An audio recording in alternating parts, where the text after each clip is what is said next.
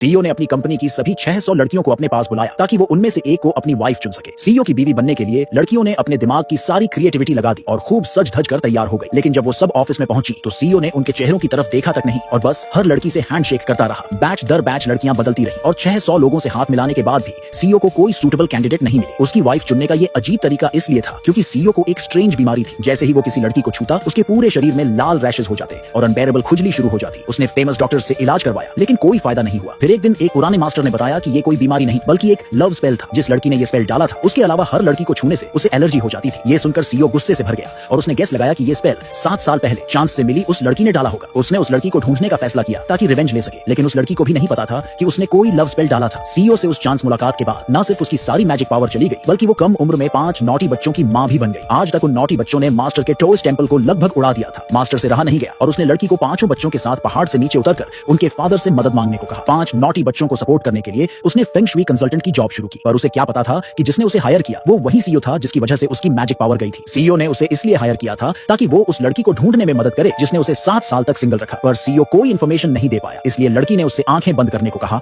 और उस वुमन की शक्ल याद करने की कोशिश करने को बोला। फिर उसने एक स्पेल डाला और जल्दी से कैलकुलेट कर लिया कि जिसे सीईओ ढूंढ रहा था वो कंपनी में ही थी। लेकिन सारी फीमेल एम्प्लॉइज से हैंडशेक करने के बाद भी वो लड़की नहीं मिली। उधर अपनी मां को हार्ड वर्क से बचाने के लिए लड़की के 5 नॉटी बच्चों ने अपने अपने मैजिकल पावर्स इस्तेमाल करने का फैसला किया ताकि अपने फादर को जल्दी ढूंढ सके जिससे वो कभी मिले नहीं थे। सबसे बड़ा भाई जो टॉप हैकर था ने अपना लैपटॉप खोला, जबकि छोटी बहन जो टाओइस्ट मैजिक में जीनियस थी ने अपना कंपास निकाला। देखते ही देखते दोनों ने अपने फादर की सारी इंफॉर्मेशन ढूंढ ली। मैजिक जानने वाली छोटी बहन को लगा कि कार से जाना स्लो होगा, इसलिए वो अपनी मैजिक पावर से इंस्टेंटली अपने फादर की कंपनी पहुंच गई। सीईओ को अपनी तरफ आते देख वो एक्साइटेड होकर उसे हग करने दौड़ी और जोर जोर से डैड चिल्लाने लगी। सीईओ थोड़ा घबरा गया और पूछा कि क्या उसने उसे किसी और से कंफ्यूज कर लिया, लेकिन छोटी लड़की अपनी एबिलिटीज पर कॉन्फिडेंट थी और बोली कि वो गलत नहीं हो सकती। शायद ब्लड कनेक्शन की वजह से सीईओ को भी उस लड़की से एक अजीब क्लोजनेस महसूस हुई। पास खड़े असिस्टेंट ने भी कहा कि बच्ची उसकी तरह दिखती है। इससे सीईओ को शक हुआ तो वो छोटी लड़की को ऑफिस ले गया और असिस्टेंट से फेंग शुई कंसल्टेंट को बुलाकर बच्ची का बैकग्राउंड कैलकुलेट करने को कहा। अपने फादर के डिसबिलीफ को देख छोटी लड़की ने अपना एक बाल तोड़ा और सीईओ से कहा कि जब टाइम मिले तो पैटर्निटी टेस्ट कर ले। उसी वक्त वो वुमन ऑफिस में घुसने वाली थी,